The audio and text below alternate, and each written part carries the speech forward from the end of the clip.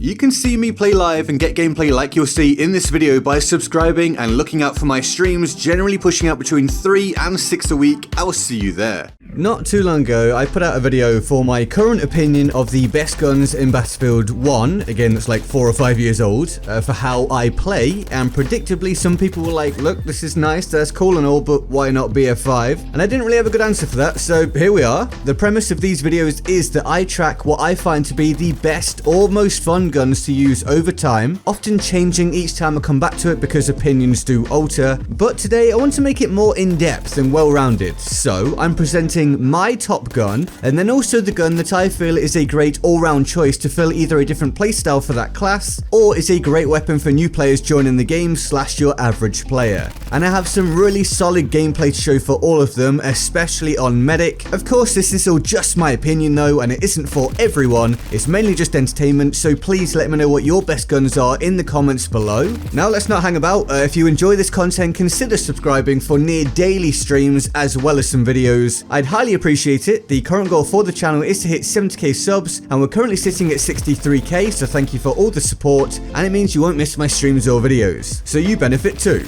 Right, we'll kick this off with Assault, and the option that I think is a really solid one for the average player, as well as players just recently joining the game, is the STG-44. And this gun is going to feel very familiar to anyone that's used a generic assault rifle in an FPS game previously, which means there'll be very little adjustment or learning required for most players. It's a full auto assault rifle. You can run around and just hold that trigger down at close to mid-range whenever you see someone. It doesn't recoil a massive amount, although there is a bit, and if you have just basic recoil control capabilities, you'll be fine, and you'll be able to contest against most players without getting stomped. The level of difficulty for using this weapon within its optimal range is pretty low. Plus, if you didn't know, BF5 is kind of a bit of a laser shooter really in many ways. It's all quite simple. Sure, there's that weird random recoil thing which is annoying, but on the whole it's pretty easy to aim and hit the target with no real mechanics to learn, making the STG a top example of a simple weapon to utilize for a decent performance output. Performance that can be boosted further by learning to burst fire at range or switching to semi-automatic fire mode to tap out longer range headshots. Now the STG-44 also kills faster than the Sturmgewehr at all ranges if you hit all of your shots in a perfect world scenario, so while it isn't stronger in absolutely all stat categories, it's a fairly lethal and consistent gun, which is why it's been fairly popular throughout BF5's existence. Not an optimal min-max pick, but the type of gun that the average player is often drawn to. I usually set mine up for good aim down sight capabilities via the specializations. It's up to you what you want to do with yours, but for very close up hip fire sort of stuff, I'd personally rather run the M1907 SF or simply switch to the Medic class. Now what you do need to be wary of is that BF5 has many very large and open maps, and with the gunplay being very, let's say, simplistic, like I said earlier, kind of laser beamish, semi-auto weapons can be absolutely dominant a lot of the time, outclassing the STG-44 if you don't position yourself well. So I'm providing my favourite assault weapon as an alternative today. It is a semi-auto rifle, it's the Carabin. This has been my go-to for a while now, replacing my previous favourite, the AGM-42, which is still a great gun, but the Carabin is just incredibly easy to use, very little recoil to adjust to, and a consistent killing machine at almost all ranges, if you can land your damage. And that's the key point. Missing your shots on a semi-auto weapon such as the Carabin is heavily punished, and a lot of other weapons can still easily hit you at range, which is why I mentioned the STG-44 as a good automatic option. So if you miss some shots with something like the Carabin, your range dominance completely disappears with a semi-auto weapon as your kill time vastly increases. But if you can hit your shots fairly consistently, it's really simple to drop your enemies one after another. You'll be utilizing a rate of fire of 300 rounds per minute, and out to 100 meters you'll drop full health enemies with 3 shots to center mass. As the gameplay shows, if you can land your damage somewhat consistently, this makes for some pretty easy kills, especially if you can learn to check hot route angles, pre-aim when necessary, and move cover to cover. This gun also provides you with a 2-shot headshot for super clean executions. The downsides being that at close range you're obviously at a disadvantage against full auto weapons, so if you do decide to push in, you better be quick with this thing and get your aim on target before the enemy. You'll also spend a decent amount of time reloading, with only like 10 rounds or something in the magazine, so again, use that cover. But overall, in the right hands, the Carabin is awesome, pretty similar to the Gewehr 43, but with it coming out just ahead for my playstyle. Moving on, medic class. Yep, no real surprises, this is the Type 2A, and I've selected it as it's the go-to close range spray and pray gun for loads of players. It fires fast, it has loads of rounds, it's made to be used up close, which inherently makes hitting the target easier if you stay at that range. Basically, it has few downsides within its optimal range, and yeah, the ammo count is just, well, it's a lot. If you use the extended magazine specialization, it's 51 rounds, and you got a rate of fire of 1028 rounds per minute. You're going to absolutely melt people basically. Now I don't really use this gun very often. I threw on for this video for literally one game in team deathmatch and went 46-4. We're still somehow lost by 27 kills, which is mind-blowing, but whatever. Yeah, the gun is good and doesn't take much work to make it good at what it's supposed to do.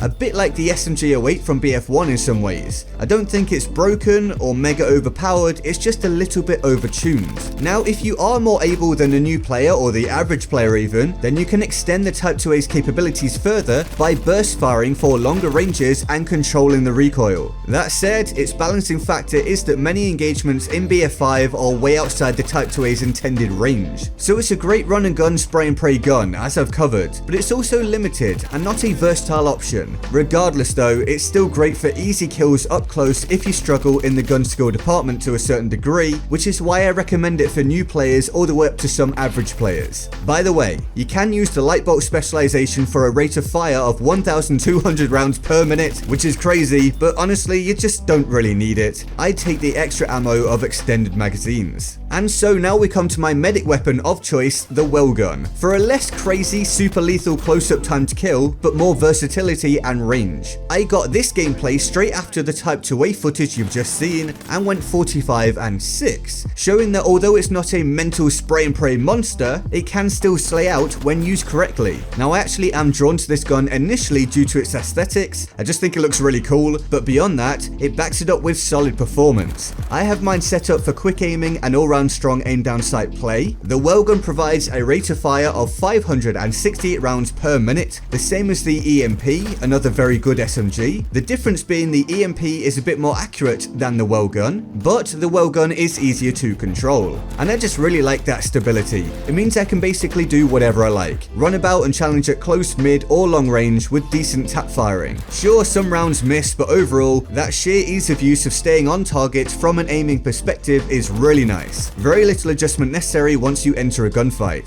So you're looking at 4 shots to center mass for a kill inside 10 meters, 5 shots for 20 meters, 6 for 30, 7 for 50, 8 for 75, and 9 beyond that. Because it's an SMG, it's not for long range, but you can still use it for that from time to time when the situation requires. And I like that. I just like the Welgon for being a well-rounded option. Kind of a jack of all trades, but not in that mediocre way. It's actually pretty good at it. Not an optimal choice for anything, but good enough for everything that you don't feel like you're massively lacking anywhere or can't play in a very open and free fashion. Give it a try if you haven't before and see if you like it. Right, on to support class, and I actually only have one weapon to feature here. It's the ever popular Lewis gun. This is both my go-to support gun and the gun that I feel provides the best performance output for general play for the most amount of players. Honestly, I don't feel like the support class is very well balanced in BF5, hence why I don't really use it much. The main issue being that the traditional usage for LMGs in a lot of FPS games and BF1 that came before BF5 and whatever else was that you had a large magazine and you had consistent or suppressive fire for maintaining pressure at a distance, and BF5 just doesn't really feature that on LMGs. This is because DICE put in MMGs, so those have the super large ammo counts, but they need to be bipodded the vast majority of the time, watering down their versatility. Now, to differentiate the LMGs from those and to give each of them a different purpose,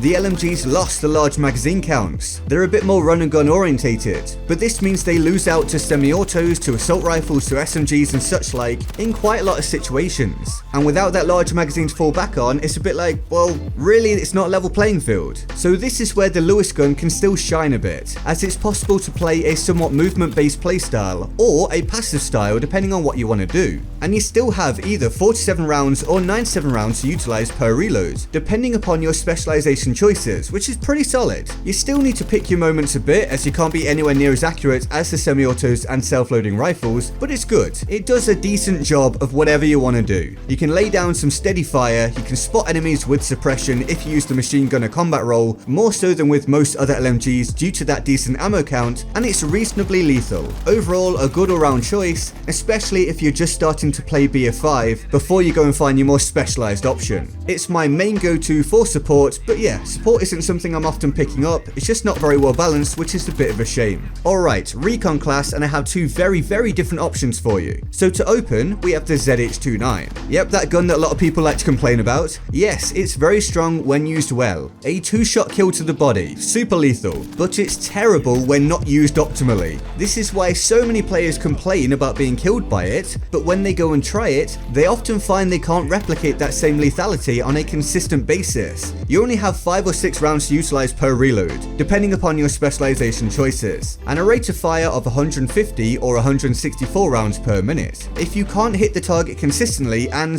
/ or position yourself so you don't just get smashed every time you miss your shots, you're gonna do really badly. It's not as easy as it looks or how many imagine it to be. If it was the super overpowered gun that some label it as, masses of people would use it, but they don't. Quite a lot do, or a fair amount do, but not masses, not to the degree that overpowered weapons get used. Now it may be a bit more overpowered on PC than on console, I accept that, but on PC it is easier to hit headshots with the bolt action, so it kinda levels out. But either way, if you can use this thing well, it's insane. You can drop people before they get a chance to react to the first shot hitting them. It may take practice, but it's very strong. And it, along with all the other self-loading rifles, statistically outmatch the bolt actions due to the bolt actions needing a headshot for an optimal time to kill, otherwise their time to kill mega increases, which is a shame really, but whatever. At least the bolt actions are very satisfying and lethal for that tiny percentage who are super accurate. And so because of all the requirements to use that kind of weapon well, my alternative choice for the much newer or average player, or aggressive player in fact, if they want to use Recon, is the trench carbine. This is your full auto run and gun weapon if you use the selective fire trigger specialization, which I recommend for this gun as it's kind of the main point of using it in my opinion. You don't have to learn anything complex at all, hold the trigger down, hit the target, profit. You do have to go and unlock that specialization by the way, so at the beginning, this gun isn't full auto. Now of course, you'll be outmatched sometimes by other guns, be it at close, mid or long range. After all, this is a full auto weapon on Recon. It's not supposed to be as strong as some other options, but it is strong enough that you can use it in a pretty versatile manner. By the way, this is the 2x close range scope I'm showcasing. Now, it has a rate of fire of 360 rounds per minute, and it kills with 3 shots to center mass within 10 meters, with it gradually increasing over range up to a max of I think 8, starting at 101 meters. But that's not what this gun is for. If you want that, go and use a self-loading rifle or a bolt action rifle. Personally, I see the trench carbine's main strength being the ability to fire up a spotting flare, find out where the enemies near you are, and then hunt them down with that advantage. But you can tap fire for longer range kills as well if you would like. Overall, it's a really fun gun and I recommend giving it a try, and the 41 rounds per reload don't hurt either. And so, that is my list of the best guns in BF5 in 2021 for me, along with an alternative choice, depending upon the kind of player you are. I hope that helps some of you out. I know it's not for everyone, it is just opinion, and so now, let me know your list in the comments below, and I really hope you enjoyed. If you did, like and subscribe for my near daily streams, as well as videos when I'm able. Don't miss out if you want to see more, and all the links to my social media, including Twitter, Discord, and Patreon, can be found in the description and my pinned comment. Plus, of course, this video was brought to you by the Board of Awesome, from the epic people that support the channel on Patreon, and there's the channel members who hit the join button below the video for exclusive channel perks. And with that all said, I'm GetGoodGuy, and I'll see you next time. Laters. Think of the amount of random, uncontrollable deaths you currently receive in Battlefield. A sniper in a bush on a hillside, a guy camping a corner you're about to walk around, a plane bombing you, a tank behind you, an enemy parachuting down onto you, whatever, or a whole host of other possibilities. That's kind of Battlefield, right? That's part of the beauty of it, part of the experience.